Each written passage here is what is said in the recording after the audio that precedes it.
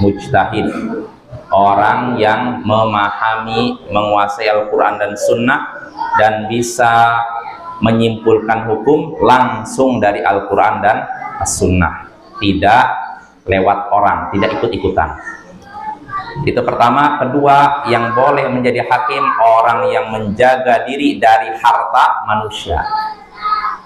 Ya, ini jelas maknanya sudah kita bahas. Lalu yang ketiga, harus orang yang adil dan seimbang dalam memberikan keputusan hukum.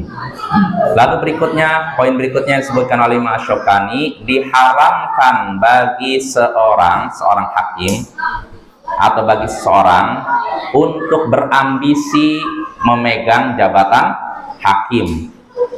Tidak boleh seorang berambisi mengejar jabatan hakim atau memintanya. Gak boleh kita berambisi menjadi hakim atau mencari-cari meminta jabatan hakim. Jadikan saya hakim. Ini tidak boleh. Lalu berikutnya yang disebutkan oleh Imam Asy-Syaukani, dan tidak halal bagi imam, penguasa, menjadikan orang seperti itu sebagai hakim. Gak boleh menjadikan orang yang seperti itu, yaitu orang yang berambisi jadi hakim atau minta jadi hakim. Nah, orang seperti ini jangan dijadikan hakim, ya. Ini sudah ada larangannya dari Nabi SAW, dan hikmahnya jelas. Kalau orang sudah berambisi mengejar suatu jabatan, sangat besar kemungkinan dia akan menyelewengkan jabatan demi kepentingan dirinya atau keluarganya, kelompoknya. Lalu berikutnya yang disebutkan oleh Imam Asy-Syaukani, siapa yang pantas menjadi hakim, maka ia berada dalam bahaya yang besar. Bahaya besar menanti dirinya. Maka yang disebutkan hadis, orang kalau sudah dijadikan hakim, maka dia sudah disembelih dengan selain pisau. Artinya dia udah ada dihadapkan pada dia bahaya besar, entah bahaya dari sisi agamanya maupun sisi dunianya. Kalau dari sisi agama jelas, yaitu ketika dia memutuskan hukum dengan tidak adil. Berarti apa yang bahaya di sini? Agamanya, akhiratnya. Atau dia memutuskan hukum dengan adil, resikonya dihabisi. Berarti bahaya dari sisi apa? Dunia. Ya, makanya yang jadi hakim harus orang yang bermental baja, ya, kuat, tidak takut gertakan, ancaman dan semacamnya. Lalu berikutnya yang pembahasan Imam Asy-Syaukani, Imam Asy-Syaukani menyatakan seorang hakim mendapatkan 2 pahala jika benar dalam memberikan keputusan hukum, dan mendapatkan 1 pahala jika salah dalam memberikan keputusan hukum, kalau memang dia sudah mencurahkan kemampuannya, kesungguhannya untuk mencari kebenaran. Nah, ini seorang hakim dapat 2 pahala kalau dia memberikan keputusan yang benar, dan dapat 1 pahala kalau keputusannya salah, kalau memang dia sudah berusaha kuat mencari kebenaran. Soal makanya jelas, ya. Jadi dalam suatu masalah nih ada 2 orang bersengketa nih, yang satu gugat ini terkait tanah atau apalah. Hakim meneliti di antara 2 ini, dan hakim hanya bisa memutuskan berdasarkan apa? Bukti. Bukan dengan pengetahuan dia. Artinya gini, bisa jadi A dan B. A ini dia kenal, hakim kenal A ini orangnya soleh, yang B fasik. Maka dalam masalah pengadilan nggak bisa, oh karena orang ini soleh pasti yang benar ini, yang B fasik pasti salah. Nggak boleh. Hakim hanya bisa memutuskan hukum berdasarkan buktinya, bukti di pengadilan atau saksi misalkan. Nah, kalau misalkan hakim memutuskan A dan B, setelah diteliti, oh yang benar si A, dan ternyata benar A yang benar, yang B yang salah, maka hakim dapat 2 pahala, ya. Pahala karena benarnya dan pahala karena sudah mencurahkan kesungguhannya dalam mencari kebenaran. Ini kalau benar. Kalau ternyata hakim meneliti 2 kasus ini, A atau B, diteliti berdasarkan bukti yang ada, A yang benar, ternyata kenyataannya A yang salah, B yang benar, berarti hakim dapat 1 pahala. Pahala karena apa ini? Sudah berusaha mencari kebenaran, ya. Kalau yang salahnya tidak dapat pahala, Bapak, ya. Ya, kecuali kalau benar dia dapat pahala karena benarnya, sama karena sudah mencurahkan kesungguhan dan usahanya.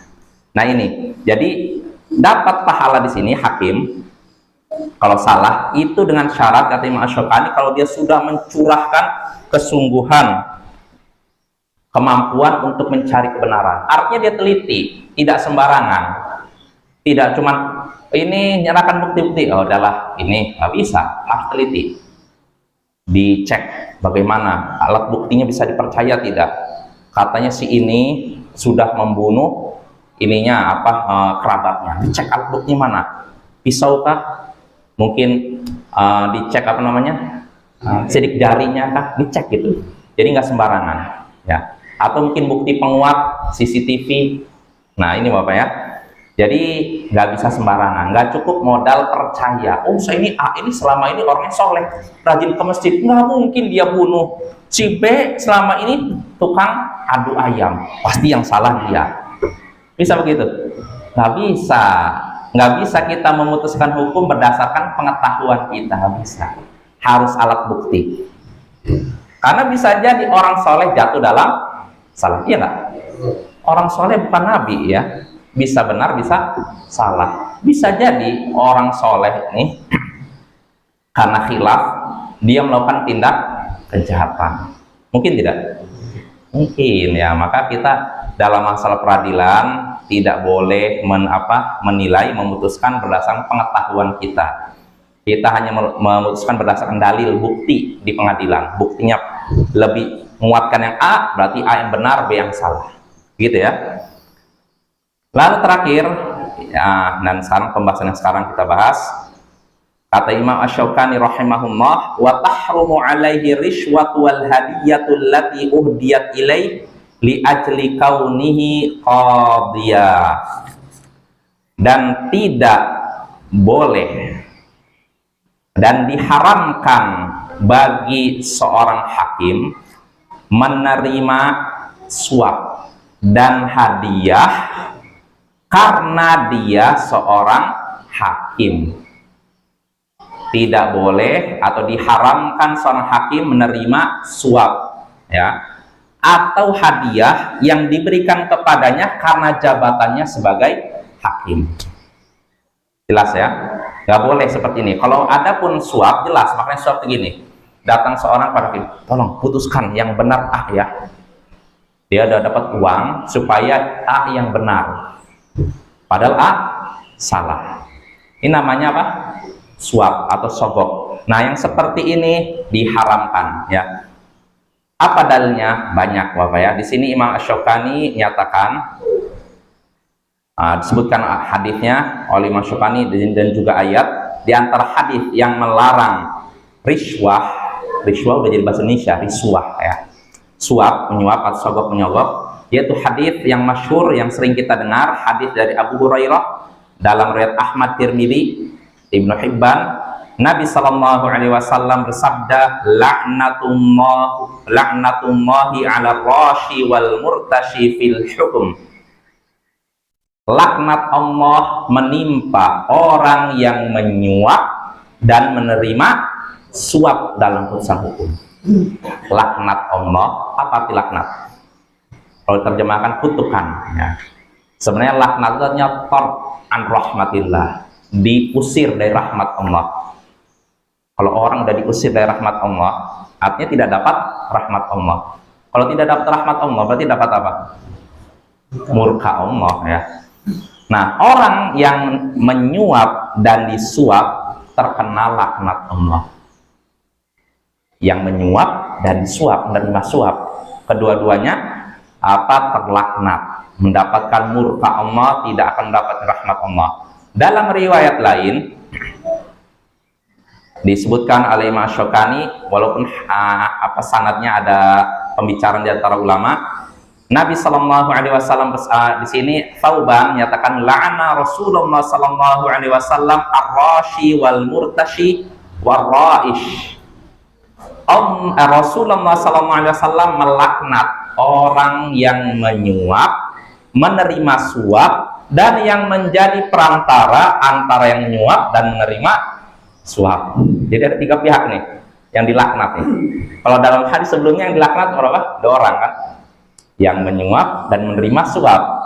Tapi di hadis yang kedua ini 3 yang dilaknat. Pertama yang menyuap, yang kedua menerima suap, yang ketiga apa? Perantaranya. Karena bisa jadi orang menyuap nggak mungkin mau ketemu langsung sama hakim, saya segan nanti kelihatan oleh polisi atau adalah mutus orang, kamu dikasih satu ini taruh ke rumah hakim. Nah, yang seperti ini nih, yang ngasih uang terlaknat, yang nerima uangnya terlaknat, dan yang jadi perantaranya terlaknat. Semuanya terlaknat, apa ya? Dan yang seperti ini orang kalau sudah nerima uang suap, hidupnya, hartanya tidak akan berkah. Pasti selalu banyak musibah menimpa dia. Kalau orang makan harta haram itu jangan dikira gembira, jangan dikira bahagia. Pasti hartanya nggak akan berkah ya.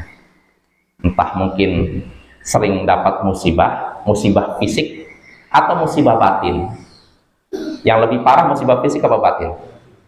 Batin. Bisa jadi orang hartanya melimpah, jabatannya tinggi, tapi hatinya berkecamuk, pengennya bunuh diri. Dan ini udah banyak contoh ya, orang punya jabatan tinggi bunuh diri ya. Jadi nggak jaminan Bapak ya, orang jabatan tinggi artinya dia bahagia. Nah ini ya, jadi ini 2 hadis tadi, dan juga ada hadis lain juga. Jadi 2 hadis tadi menunjukkan dilarang, diharamkannya suap menyuap ya. Adapun dalam Al-Quran, di sini Imam Asy-Syaukani menyatakan wa qad istudilla ala tahrimi rishwah biqauli ta'ala akaluna lis-suh. Telah firman Allah Ta'ala ini berbicara tentang orang Yahudi, ini dijadikan dalil tentang diharamkannya suap menyuap, yaitu akaluna lis-suh. Mereka orang Yahudi suka sekali memakan makanan haram. Suhud sini makanan haram, maksudnya kata para ulama apa? Rishwah, suap menyuap. Ini kebiasaan orang-orang Yahudi yang sayangnya ditiru oleh saudara-saudara kita kaum muslimin. Saudara, saya katakan saudara. Kenapa saudara? Kenapa saudara? Hah? Karena masih mukmin. Karena dosa suap tidak mengeluarkan dari Islam. Ini kayak kena ahli sunnah ya. Beda dengan khawarij. Khawarij berpendapat suap dosa besar. Siapa yang melakukan dosa besar, hilanglah imannya, keluar dari Islam. Maka kalau ada melihat penyuap, ini kafir. Yang ngasih suap kafir, penerima suap kafir, perantaranya kafir. Semuanya dia kafirkan, kecuali dirinya. Ya ini orang khawarij Bapak ya. Nah ini ya, jadi kita kembali lagi. Dan di sini Imam Asy-Syaukani menyatakan waqad ajma'a ahlul ilm ala tahrimi rishwah, dan para ulama telah sepakat akan haramnya suap menyuap, diharamkan, sepakat, gak ada perbedaan. Dan namanya suap semuanya hitam, nggak ada suap hitam, suap putih. Apa suap putih? Katanya nggak apa-apa kalau tujuannya baik. Nggak ada suap tujuannya baik. Ya kecuali kata para ulama, ini pada akhirnya penyuap, seorang punya hak dan tidak bisa diambil hak tersebut kecuali dengan bayar. Maka bolehkah dia mengeluarkan uang untuk mengambil haknya? Ya contoh nyatanya, ini contoh aja ya. Ada seorang layak dapat BLT, dia tercatat dia orang miskin susah dapat BLT, tapi rupanya di BLT-nya ditahan oleh pihak tertentu, dan dia baru bisa dapat BLT itu kalau, maka bolehkah dia mengeluarkan uang untuk ngambil itu? Boleh, kalau itu hak dia. Artinya apa? Dia boleh mengeluarkan uang, tidak dosa. Nah yang terima atas dosa, jelas ya. Jadi yang terima dia kan ridho ya, walaupun ridho itu suap, itu nggak boleh ya. Adapun yang ini si pembayar ini dia mengeluarkan uang demi mendapatkan haknya, maka itu diperbolehkan. Jelas ya Bapak ya. Nah seperti ini ada nggak? Ada dalam kita ini, makanya nggak berkah negeri kita ini, penuh dengan mafia-mafia hukum ya. Ya itu ya. Jadi kesimpulannya tidak boleh suap menyuap. Sepakat para ulama, tidak ada perbedaan pendapat. Begitu juga poin kedua yang disebutkan oleh Imam Asy-Syaukani, yaitu hadiah yang diberikan kepada seorang hakim karena jabatannya sebagai hakim.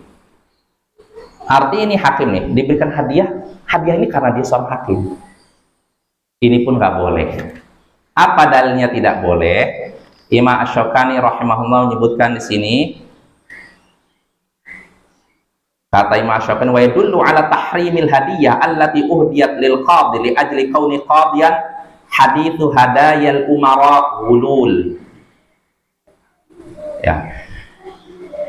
Di antara hadis dalil yang menunjukkan diharamnya hadiah yang diberikan kepada hakim karena jabatannya sebagai hakim, yaitu hadis yang bunyinya hadiah yang diberikan kepada pemimpin itu adalah pengkhianatan.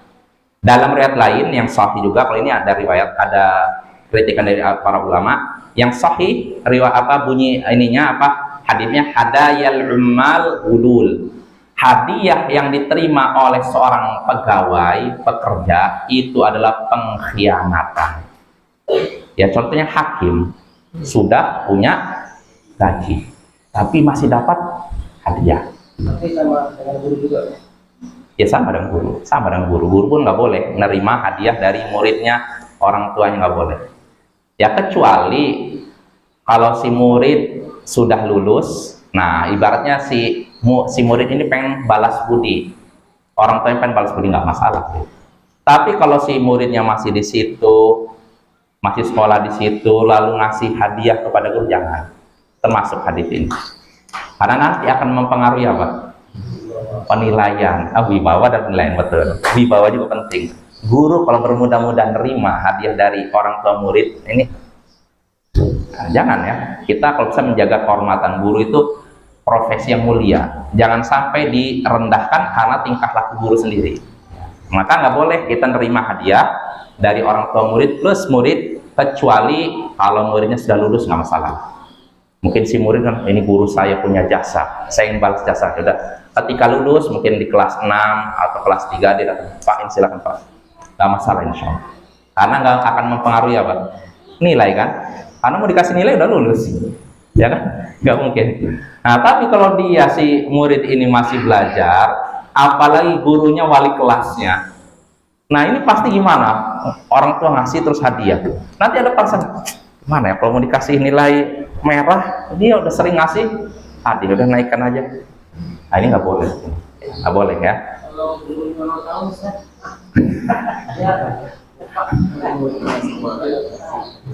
nggak usah, itu membuka peluang untuk itu, nggak boleh gitu ya.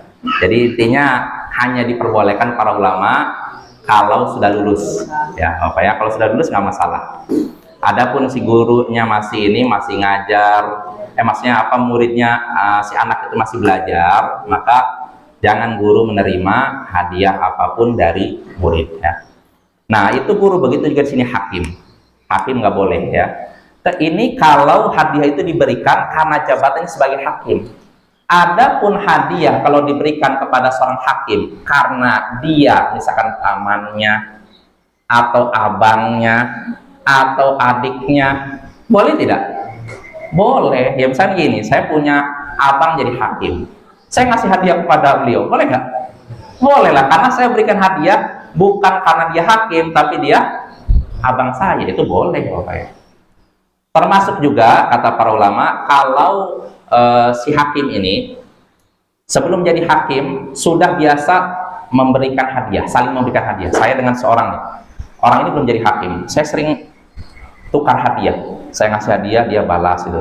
Sekarang dia jadi hakim, maka apakah saya harus hentikan hadiah ini? Enggak. Kalau memang udah kebiasaan saling memberi hadiah, maka nggak apa-apa, lanjutkan. Jelas ya, nggak masalah itu, nggak akan terjatuh dalam larangan. Yang terlarang itu sebelum jadi hakim nggak pernah ngasih hadiah, tapi setelah jadi hakim tiba-tiba datang bawa pisang, datang bawa apa? Nah, ini tanda tanya, ada apa ini? Nah yang seperti nggak boleh dilakukan, dan hakim harus nolak pemberian seperti itu. Cuma Bapak, untuk nolak ini zaman sekarang, karena orang itu bagaimanapun fitnah jabatan dan harta sangat besar zaman sekarang. Bisa jadi ada orang yang lurus masuk jabatan itu, melihat dunia terbentang di matanya, wah kesempatan. Ya bisa jadi. Kita jangan artinya kita nggak bisa menjamin diri kita. Kalau sistemnya rusak, kadang orang pun ikut rusak. Dulu tahun 90 ada seorang aktivis dakwah terkenal. Dia sangat berbakti kepada ibunya. Sampai-sampai dialah yang memandikan orang tuanya, menceboki. Sampai-sampai ada yang ngasih pujian, orang ini bisa masuk surga dengan amalannya. Dipuji-puji. Tapi siapa sangka tahun 2010, berarti sekitar 20 tahun berikutnya, dia ditangkap KPK karena korupsi di sebuah instansi pemerintah. Padahal dia sebelumnya aktivis dakwah, orang banyak muji dia, tapi siapa sangka berubah. Kenapa? Fitnah harta jabatan. Bisa jadi dulu waktu dakwah, dia aktivis dakwah, dia nggak begitu tertarik dengan harta jabatan, tapi setelah dia masuk sebuah instansi mungkin terbuka lebar harta di depan dia. Wah, kesempatan nih, orang nggak tahu nih, udahlah nggak usah banyak-banyak lah, 100 juta aja lah, nggak usah sampai miliaran, 100 juta aja, kan orang nggak tahu. Nah akhirnya pertama enak nih, nggak ada yang tahu, ngambil lagi, akhirnya ketagihan. Nah ini nyata Bapak ya, ini ada yang seperti ini, orang yang sudah aktivis dakwah, bahkan sebagian ada yang pernah jihad di luar negeri. Artinya orang jihad itu resikonya apa? Nyawa kan? Tapi ketika dia masuk ke sebuah instansi, dunia terbuka lebar di depan mata dia, siapa sangka dia pun bermain di situ. Dia terfitnah oleh harta dan kedudukan ya. Maka hendaknya menjaga diri ya. Kita menjaga diri kita, jangan sampai terfitnah oleh demikian. Ya, kesimpulannya, kalau ada seorang hakim menerima hadiah dari orang yang selama ini tidak dekat dengan dia, maka jangan diterima, harus tolak. Ya, ini termasuk perkara yang bisa mengantarkan pada riswah, suap menyuap. Jelas Bapak ya? Dan ini bukan cuma hakim, sekali lagi, semua pegawai termasuk ya. Kalau memang dia selama ini nggak pernah dekat dengan seseorang, tiba-tiba orang ngasih apa terus, nah ini waspada nih. Itu bisa jadi jebakan ya. Nah itu pembahasan yang disebutkan Imam Syukani. Lalu berikutnya kata Imam Syukani rahimahullah, wala yajuzu lahul hukmu halal ghadab, dan tidak boleh bagi seorang hakim memutuskan hukum ketika marah. Tidak boleh seorang hakim memutuskan hukum ketika marah yang memuncak. Ini tidak boleh. Kenapa demikian? Karena ada larangan dari Nabi Shallallahu Alaihi Wasallam. Ini hadis dari Abu Bakrah. Abu Bakrah pernah mengirim surat kepada anaknya yang menjadi qadhi hakim di Sijistan. Sijistan ke arah India sana itu. Nah, Abu Bakrah menyampaikan hadis Nabi yang bunyinya la yaqdiyanna hakimun bainatnaini wa huwa ghadban. Jangan sampai seorang hakim memutuskan perkara di antara dua orang dalam keadaan dia marah. Jangan seorang hakim memutuskan hukum di antara dua orang dalam keadaan marah. Nggak boleh dalam keadaan marah. Pertanyaannya kenapa? Kenapa nggak boleh marah? Kenapa kira-kira? Hah? Marah sifat setan. Ya karena kalau orang marah memuncak, biasanya tidak fokus kan.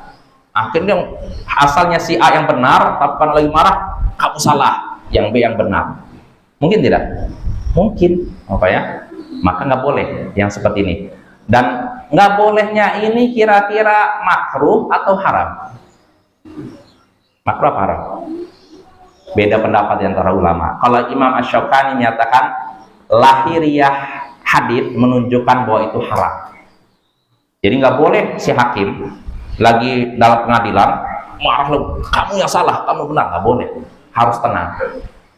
Terus gimana kalau lagi marah? Tiba-tiba dia lagi memutuskan misalnya gini nih, A dan B berpasang sengketa di pengadilan. Lalu si A mencela si hakim.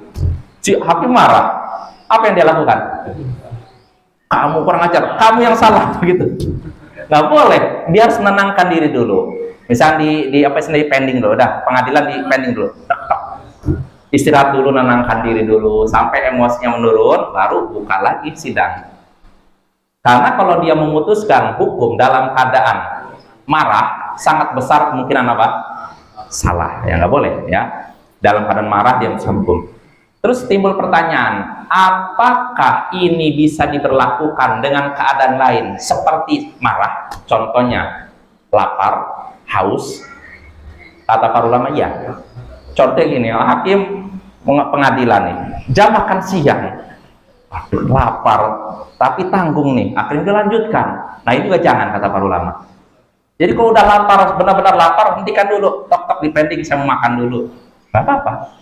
Atau sangat haus, atau lagi sangat sedih, hakim mau ini memimpin pengadilan, istrinya meninggal, gimana nih? Nah tidak mikirin istri saya, tok, apa salah? Nah itu jangan ya. Jadi kalau memang dia punya apa kondisi fisik dan mentalnya masih kurang fit, sebaiknya jangan lanjut ya, dihentikan sementara supaya dia fit lagi. Jelas apa ya? Jadi kata Imam Syaukani, berlaku juga larangan tadi kepada seorang hakim yang memutuskan hukum dalam keadaan sangat lapar, sangat haus, sangat sedih. Nggak boleh dilanjutkan. Lalu nggak boleh di sini hukumnya apa kata Imam Syaukani? Haram. Nah, timbul pertanyaan, anggap hukumnya haram, tapi sah tidak keputusannya?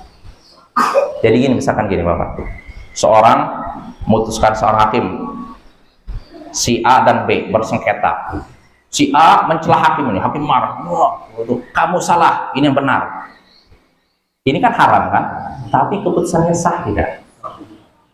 Nah, kata jumhur ulama, kalau memang keputusannya tepat, sah. Tapi kalau keputusannya salah, ya kan marah kan? Maka tidak sah. Jelas ya? Maka untuk sah atau tidak, bukan dilihat marahnya, tapi keputusan dilihat sesuai dengan bukti yang ada nggak? Kalau sesuai dengan bukti yang ada, walaupun dalam keadaan marah, ini tetap sah. Hukumannya sah. Apa? Memutuskan hukum dalam keadaan marah ini haram, tapi keputusannya tetap sah. Jelas ya?